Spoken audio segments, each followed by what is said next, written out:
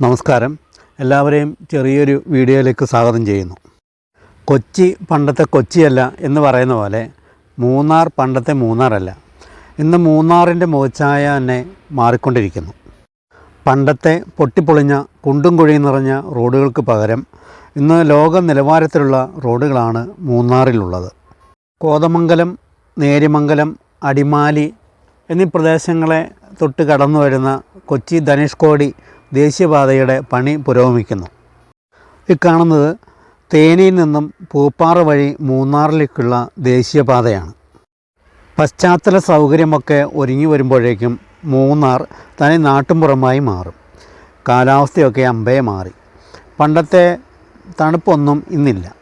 തണുപ്പ് കുറഞ്ഞു വരുന്നു. മൂന്നാറിൻ്റെ മാത്രമല്ല, മറ്റ് പല പ്രദേശത്തിൻ്റെയും കാലാവസ്ഥയ്ക്ക് വലിയ മാറ്റം തന്നെ സംഭവിക്കുന്നുണ്ട്. കണ്ണനാർ എന്ന പ്രാചീന തമിഴ് കവിക്ക് ദാനമായി കിട്ടിയതാണ് മൂന്നാറിലെ കുന്നും പ്രദേശങ്ങൾ. മദ്രാസ് റെജിമെൻറ്റിലെ ബ്രിട്ടീഷ് ഉദ്യോഗസ്ഥർക്ക് വഴികാട്ടിയായ കണ്ണൻ, തേവൻ എന്നീ ഗോത്രവർഗ്ഗക്കാരുടെ പേരിലാണ് ആ കുന്നുകൾ അറിയപ്പെടുന്നത്. തിരുവിതാംകൂർ രാജവംശത്തിൻ്റെ അധീനതയിലായിരുന്ന മൂന്നാറിൽ മദ്രാസ് പ്രസിഡൻസിയിലെ ബ്രിട്ടീഷ് ഭരണകർത്താക്കളാണ് തേയില കൃഷി ആരംഭിച്ചത്. 1790 ടിപ്പുവിൻ്റെ പടയോട്ടങ്ങളെ ചെറുക്കാനാണ് Wellington duke, colonel Arthur Wellesley എന്നിവർ മൂന്നാർ സന്ദർശിച്ചത്. പിന്നീട് 3 പതിറ്റാണ്ടിനോടടുത്ത് 1817 മദ്രാസ് ആർമിയിൽ നിന്നും ലഫ്റ്റനൻറ്റുമാരായ ബെഞ്ചമിൻ സ്വൈൻവാർഡ്, പീറ്റർ ഐർകോണറും മൂന്നാറിലെത്തി. 1862 മദ്രാസ് ആർമിയിൽ നിന്നും എത്തിയ ബ്രിട്ടീഷ് ഉദ്യോഗസ്ഥനായ ജനറൽ ഡഗ്ലസ് ഹാമിൽട്ടൺ ആണ് മൂന്നാറിനെ പ്രശസ്തമാക്കിയത്. കൃഷി സാധ്യതകൾ അന്വേഷിച്ചാണ് ഹാമിൽട്ടൺ മൂന്നാറിലെത്തിയത്.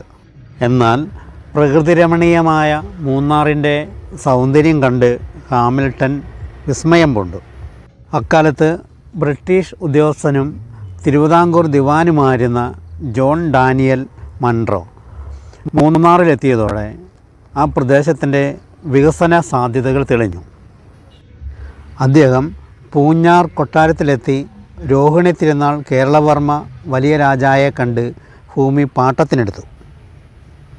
1877 അക്കാര്യം നടന്നത്. 2 വർഷത്തിന് ശേഷം 1879 Munro North Travancore land planting and agriculture society സ്ഥാപിച്ചു. ശേഷം ഏലം, കാപ്പി തുടങ്ങിയവ കൃഷി ചെയ്തു പോന്നു. മൂന്നാറിലെ കാലാവസ്ഥ തേയില കൃഷിക്ക് ഏറ്റവും അനുയോജ്യമാണെന്ന് കണ്ട് പിന്നീട് മൂന്നാർ കണ്ണന്തവൻ കുന്നുകൾ തേയില കൃഷിക്കായി മാറ്റിവെക്കുകയാണ് ഉണ്ടായത്. മൂന്നാറിലെ തേയില കൃഷിയും മറ്റും മെച്ചപ്പെട്ട നിലയിലേക്ക് വളർന്നു വന്നപ്പോഴാണ് 1924 മഹാപ്രളയമുണ്ടായത്. ആ മഹാപ്രളയത്തിൽ ധാരാളം ആളുകൾക്ക് ജീവഹാനി സംഭവിച്ചു. സ്വത്തുകൾ നഷ്ടമായി. കൃഷിയെല്ലാം നശിച്ചു. ജലസംഭരണികൾ, റോഡുകൾ, പാലങ്ങൾ എന്നു വേണ്ട സർവ്വവിധ നിർമ്മാണ പ്രവർത്തനങ്ങളും ആ മഹാപ്രളയത്തിൽ തകർന്നൊലിച്ചുപോയി. പിന്നീട് ഏതാനും മാസങ്ങൾ കൊണ്ട് മൂന്നാറിലെ ജനജീവിതം സാധാരണ നിലയിലേക്ക് എത്തിക്കുവാൻ ബ്രിട്ടീഷ് ഭരണാധികാരികൾക്ക് കഴിഞ്ഞു. പിന്നീട് സ്വാതന്ത്ര്യത്തിന് ശേഷവും ബ്രിട്ടീഷ് ഇന്ത്യൻ കമ്പനിയാണ് മൂന്നാറിലെ കൃഷിയും വ്യവസായവും വാണിജ്യവുമെല്ലാം നോക്കി നടത്തിയിരുന്നത്. 1971 കേരള സർക്കാർ കണ്ണന്തേവൻ ഹിൽസ് നിയമം പാസാക്കി. എന്നാൽ 1962 മുതൽ ഫിൻലേ ഗ്രൂപ്പും ടാറ്റയും ചേർന്നാണ് മൂന്നാറിലെ കൃഷിയും കാര്യങ്ങളും നോക്കി നടത്തിയത്. എന്നാൽ ആ കൂട്ടുകമ്പനിയെ 1983 ടാറ്റ സ്വന്തമായി ഏറ്റെടുത്ത് ടാറ്റ ടീ ലിമിറ്റഡ് ആരംഭിച്ച് 2005 ആയപ്പോഴേക്കും തേയില കമ്പനി തൊഴിലാളികൾ ഏറ്റെടുക്കുന്ന സ്ഥിതിവിശേഷം ഉണ്ടായി. അങ്ങനെയാണ് കണ്ണന്തേവൻ ഹിൽസ് ടീ ലിമിറ്റഡ് സ്ഥാപിതമായത്. അങ്ങനെയൊക്കെയാണ് മൂന്നാറിൽ തേയില കൃഷി വിപുലമായി വന്നത്. എന്തായാലും നാട്ടിൽ നിന്ന് എത്തുന്നവരെ സംബന്ധിച്ചിടത്തോളം മൂന്നാറിലെ തേയിലക്കുന്നുകൾ വളരെ മനോഹരമായ കാഴ്ചകൾ തന്നെയാണ്. മൂന്നാറിലെ ഈ തേയിലക്കുന്നുകൾ ആനത്താരകൾ കൂടിയാണ്. ഇതാണ് പടയപ്പ. പടയപ്പയാണ് മൂന്നാറിലെ താരം. നമ്മുടെ ചക്കക്കൊമ്പൻ്റെയും അരിക്കൊമ്പൻ്റെയും കുടുംബങ്ങൾ സ്വൈരവിഹാരം നടത്തിയിരുന്ന പ്രദേശമാണത്. യാത്രക്കിടയിൽ റോഡിൽ പലയിടത്തും എലിഫൻറ്റ് ക്രോസിംഗ് സ്പോട്ടുകൾ കാണാം.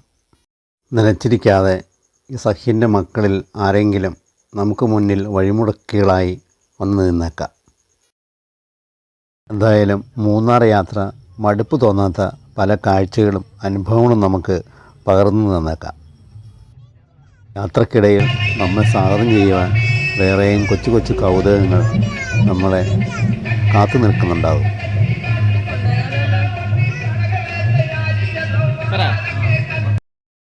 തമിഴ് പാരമ്പര്യം മൂന്നാറിൻ്റെ മറ്റൊരു പ്രത്യേകത തന്നെയാണ്. പിന്നെ വേറൊരു പ്രധാന കാര്യം, ഈ പ്രദേശത്തൂടെ യാത്ര ചെയ്യുമ്പോൾ ആകാശത്തിൻ്റെ ചെരുവിലൂടെ സഞ്ചരിക്കുന്ന പ്രതീതിയാണ് ഉണ്ടാവുക. മൂന്നാർ അങ്ങനെയാണ്. മടുപ്പ് തോന്നാത്ത കാഴ്ചകളിലേക്കാണ് അവ നമ്മെ ക്ഷണിക്കുക. മൂന്നാറിലെ കുളിരിൽ ഫാമിലിയോടൊപ്പം ഇങ്ങനെ വന്നിരിക്കുക എന്നത് നല്ലൊരു അനുഭവം തന്നെയാണ്. പിന്നെ ആകാശത്തെ തൊട്ടുകൊണ്ടുള്ള ഈ യാത്ര എന്താ പറയുക, അത് അനുഭവിക്കുക തന്നെ വേണം. ചക്രമുടിയുടെ താഴ്വാരത്ത് നിന്നും ഇങ്ങനെ നോക്കിയാൽ മാനമുട്ടയെ ഉയർന്നു നിൽക്കുന്ന ധാരാളം മൊട്ടക്കുന്നുകൾ കാണാം. യാത്രകൾ ഇഷ്ടപ്പെടുന്നവർക്ക് മൂന്നാർ യാത്ര ഒരിക്കലും മടുപ്പ് ഉളവാക്കില്ല. ലോക നിലവാരത്തിലുള്ള ഈ റോഡുകൾ ഈസി ഡ്രൈവ് എന്ന ഗ്യാരണ്ടി തന്നെയാണ്. കാഴ്ചകൾ കണ്ട് സുഖകരമായി നമുക്കിങ്ങനെ അങ്ങ് പോകാം. ഡഗ്ലസ് ഹാമിൽട്ടൺ സായിപ്പ് കണ്ട മൂന്നാറിൽ നിന്ന് മൂന്നാർ എത്രയോ മാറിയിരിക്കുന്നു. മൂന്നാർ യാത്ര അവസാനിക്കുന്നില്ല. അടുത്ത സീസൺ എന്നല്ല, സമയം കിട്ടുമ്പോഴൊക്കെ ഈ മനോഹര ഹൃദയഭൂമിയിലേക്ക് തീർച്ചയായും ഞങ്ങൾ വീണ്ടും വരും. ഇനി മറ്റൊരു കാഴ്ചയുമായി വരും വരേക്കും എല്ലാവർക്കും നന്ദി, നമസ്കാരം.